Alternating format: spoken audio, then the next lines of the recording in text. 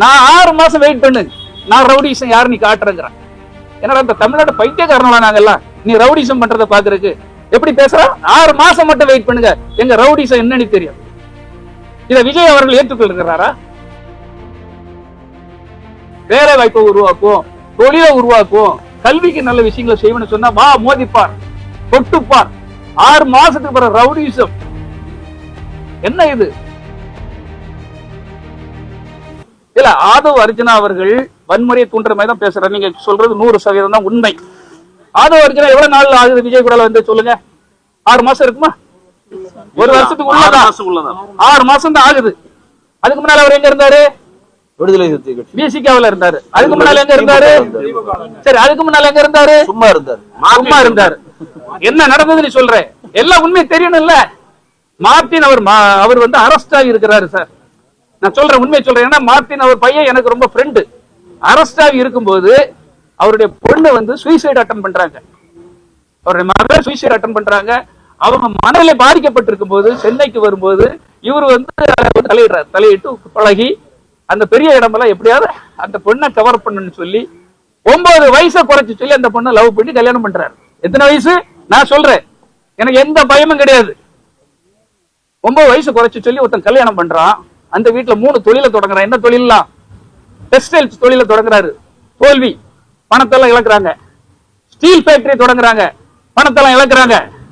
அடுத்த பைனான்ஸ்ல நல்லா சம்பாதிக்கலாம்னு சொல்லி கூட்டிட்டு வந்து ஒரு ஷேர் ஹோல்டர்ஸ் உருவாக்கும் போது 99 ஷேர் ஹோல்டர்ஸ் அவர் பேர்லயே வச்சுட்டு மனைவி பேர்ல ஒரு ஷேரை வச்சுட்டு அதுல இருந்து இப்ப அந்த தொழில தோல்வி அடைஞ்ச தொழிலுக்கு பிறகு அங்க இருக்க பணத்தை வாங்குறதுக்கு 99% இருக்கு இல்லையா, அந்த பணம் தான் 100 கோடிக்கு மேல. நான் இப்போ ஆதாரத்தோட சொல்றேன், 109 கோடி வந்திருக்கு சார். அதுவும் அக்கௌண்ட்ல வந்திருக்கு, என்கிட்ட இருக்குது ஆதாரம்.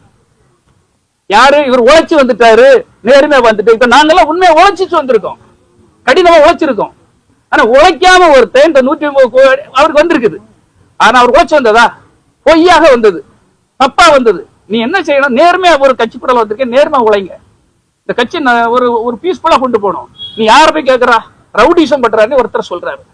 நீ என்ன செய்யணும்? ரவுடிசத்தை ஒழிச்சு நாங்க அமைதியா கூட சொல்லணும். நான் 6 மாசம் வெயிட் பண்ணு, நான் ரவுடிசம் யாரு நீ காட்டுறேங்கிறேன்.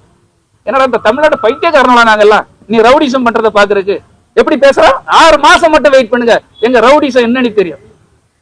இத விஜய் அவர்கள் ஏற்றுக்கொள்கிறாரா?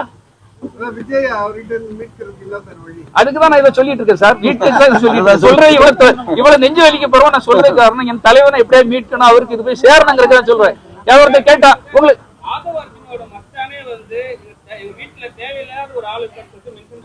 ஆமா ஆமா எல்லாருக்குமே தெரியும். ஆமா எதுவுமே வந்து ஆக்ஷன் எடுக்கல அவரு. ஆமா அது இல்லாம இப்ப நீங்க ஒரு அலிகேஷன் வச்சுட்டே இருக்கீங்க. ஆமா விஜயோட நல்ல செய்யணும்னு நினைக்கிறீங்க. ஆமா நல்ல நடக்கணும்னு நினைக்கிறீங்க. ஆமா பேர் மென்ஷன் பண்ணா என்ன? யார் பேரு?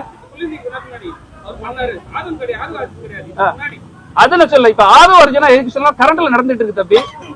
ஒரு மினிஸ்டர் சொல்றாரு, அடுத்தால யார பேசுறாரு? சிஎம் வந்து யாருக்கிட்டயாவது இன்னைக்கு மிரட்டுறாரா? ரவுடிசம் பண்ற மாதிரி பேசுறாரா? நான் உண்மையை சொல்லணும். கரூர் விஷயத்துல அவர் உண்மையில ஒரு கண்ணியமான ஒரு முதலமைச்சரா நடந்துகிட்டாரு. இரவோடு இரவா பிளேட் பிடிச்சு, அவருக்கும் உண்மை இருக்கும், உடம்பு குடும்பம் இருக்கும் இல்லையா, இரவோடு இரவா போய் எல்லா விஷயத்தையும் சால்வ் பண்ணிருக்காரு. உண்மையை ஒத்துக்கணும் தம்பி. நீங்க உண்மையை ஒத்துக்காம போய் சொல்லி அவர் காரணம் இவர் காரணம் சொல்லக்கூடாது. அவர் எங்க ரவுடிசம் ஏதாவது பண்றாரா? அவர்கிட்ட சொல்லாரு, வாங்க மோதி பார்ப்போம், வா தொட்டுப்பார். தமிழ்நாட்டுல உள்ள அவ்வளவு கல்லூரி மாணவர்களும் வீட்டுக்கு வருவாங்க. ஏடா டேய், கல்லூரி மாணவர்களை ஒவ்வொரு பாவம் ஏழை பாளையில் கஷ்டப்பட்டு படிச்சு இந்த குடும்பத்தை காப்பாற்ற மாட்டானா நீ நினைச்சு நம்ம கல்லூரிக்கு அனுப்புனா நீ வன்முறையை தூண்டுற. கல்லூரி மாணவர்கள் உன்ட்ட வந்து சண்டைக்கு வருவாங்க. அப்ப வந்து விஜய் அதை சொல்லி கொடுக்குறாரா? அன்னைக்கே விஜய் தடுத்துருக்கணும், அவனை தூக்கி இருக்கணும் சார். விஜய் படங்கள்ல மட்டும் அமைதியா, நான் இப்ப இதுவும் விஜய்க்காக தான் சொல்ல, படங்கள்ல மட்டும் அமைதியா இருந்தா போதாது. இவனை மாதிரி வன்முறை பேசுறவன் இந்த கட்சிக்கு எப்படி கெட்ட பேருதுன்னு ஒரு ஏழை இளைஞர்களை பாதிக்கப்படுவாங்க சார். ஒரே சின்ன குட்டி சுவரி எப்ப மக்கள் நிறைய குட்டி சார் 41 பேர் இறந்ததுக்கு நீங்க தெளிவான ஒரு குற்றச்சாட்டு வைக்கிறீங்க. அதுதான் காரணமா? ஆதவ அர்ஜுனா மென்ஷன் பண்றீங்க, குற்றத்தை ஒத்துக்குன்னு சொல்றீங்க. அவங்கதான் ஒத்துக்கறணும். யார் நடத்துறாங்களோ ஆதவ அர்ஜுனாவோ இல்ல புசி ஆனந்தோ இல்ல கூட இருந்தாங்க, இதெல்லாம் உண்மையை ஒத்துக்கறணும் சார். அது மறைக்கலாம் முடியாது. அதாவது ஒரு தவறு நடந்தால் அது தெரிந்து செய்தால் அது தேவன் என்றாலும் விட மாட்டேன்னு சொல்லியிருக்காரு யாரு? புரட்சி தலைவர் அவர்கள். எத்தனை பேர் 1-2 உயிர் இல்ல சார். அன்னைக்கு தண்ணி குடிக்க முடியல, ஒரு பாத்ரூம் போக முடியல, நிறைய பேர் அப்படி காலோடையும் கையோட எல்லாம் பாத்ரூம் போயிருக்காங்க. பத்திரிகை ரிப்போர்ட்டர்கள் சொல்றாங்க. இனி வரும் காலத்திலே அது செய்யாம இருக்கு. அந்த மாதிரி திட்டங்கள் திட்டுக. நாங்க நல்ல இளைஞர்களுக்கு நல்ல வழி நடத்துவோம், வேலை வாய்ப்பை உருவாக்குவோம், தொழிலை உருவாக்குவோம், கல்விக்கு நல்ல விஷயங்களை செய்வோம்னு சொன்னா வா மோதிப்பார், தொட்டுப்பார். 6 மாசத்துக்கு பிறகு ரவுடிசம். என்ன இது? ஒரே ஒரு விஷயத்தை தான் சொல்ற, ஒரு குட்டி ஸ்டோரி. இது வேற குட்டி ஸ்டோரி, விஜய் சொல்லி கேட்டிருப்பீங்க, நான் சொல்றேன் குட்டி ஸ்டோரி. ஒரு நல்ல பெரிய குளத்துல ஆனந்தமா இருக்கிற ஒரு தவளை. அந்த தவளை ஆனந்தமா இருக்கும்போது அங்க ஒரு தேள் வந்து விழுந்துருது. தேள் விழுந்து அதுக்கு நீச்சல் தெரியாம தவிக்குது. அந்த பாவம் அந்த தவளை கிட்ட போய் கேக்குது, எப்படியாவது என்ன காப்பாத்துங்க அப்படின்னு கேக்குது. தவளை சொல்லுது, ஒன்னும் காப்பாத்தணும், நீ கொட்டிடுவா, நான் செத்து போயிடுவோம் அப்படிங்குது.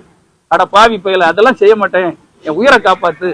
இல்ல நீ கொட்டுனா நான் செத்துருவேன் அப்படிங்குது. அது எப்படிடா நான் ஒன்ன கொட்டுவேன்? ஒன்ன கொட்டினா நீ செத்துருவேன், நானும் மீண்டும் நார்மலா செத்துருவேன். அதனால ஒன்ன கொட்டவே மாட்டேன், என்ன காப்பாத்தணும், ஒரு உயிரை காப்பாத்தணும், புண்ணியம் உனக்கு கிடைக்கும்னு சொன்னதும் தவளை பாவம் பார்த்து அந்த தேளை வந்து கூட்டிட்டு போகுது. கூட்டிட்டு போய் கரை சேர்க்கறதுக்கு முன்னால அந்த தேளு கொட்டிடுச்சு. அடா இளவண்டாடி போவன, நான் போக்கல சிவனடி இருந்தவன என்ன கூப்பிட்டு வச்சு என்ன காப்பாத்துன்னு சொல்லி என்ன கொட்டி கொல்ல வச்சுட்டு என் உயிர் போக போகுது, ஏன்டா இப்படி பண்ண அப்படின்னா, அன்னை தப்பா நினைச்சுக்கிறாங்கண்ணே, எவ்வளவு கண்ட்ரோல் பண்ணி பார்த்தேன், என்னால இருக்க முடியல. பிறருக்கு தீங்கு செய்யதும் பிறருக்கு துன்பத்தை கொடுத்ததும் என் கேரக்டர், அந்த கேரக்டர் என்னால உயிர் இருக்கிறத மாற்ற முடியலண்ணே, அதான் கூட்டிட்டோம்னே. நீயும் செத்து நானும் செத்து. இது யாருக்கு இந்த ஸ்டோரி புரியல? கண்டிப்பா விஜய் அவர்களுக்கு இந்த ஸ்டோரி புரியணும். கெட்டவர்களும் தீயவர்களும் கிட்ட தீயவரை காண்களும் தீதே. பார்த்தாலே தப்புனே, நான் எந்த கிட்டவும் கூட போக மாட்டேன், தெரிஞ்சு போக மாட்டேன். தவறு செய்யறாம அப்படின்னு தெரிஞ்சு அவங்களை கிட்ட வைக்க கூடாது. இப்ப கூட கோவப்படுத்துவோம், இதை வச்சு இப்ப கூட பண்படுத்தலாம். ஏன்னா நான் நேரடியாக போய் இதை சொல்ல முடியாது. எப்படி சொல்றது? சொல்ல விட மாட்டான். வேற வழி இல்ல. இது மூலமா சொல்றேன், இந்த குட்டி ஸ்டோரி மூலமா. டயா பூஸ்டர் சுகருடைய ரிமோட் கண்ட்ரோல் இனி உங்க கையில. அனைத்து மருந்து கடைகளிலும் கிடைக்கும். செய்திகளை உடனுக்குடன் தெரிந்து கொள்ள கீழ்கண்ட கேபிள் மற்றும் டிடிஹெச் நெட்வொர்க்குகளில் எம்நாடு செய்தி தொலைக்காட்சியை காணுங்கள். பாதகம் செய்பவரை கண்டால் நாம் பயம் கொள்ளலாகாது பாப்பா. மோதி மிதித்து விடு பாப்பா, அவர் முகத்தில் உமிழ்ந்து விடு பாப்பா.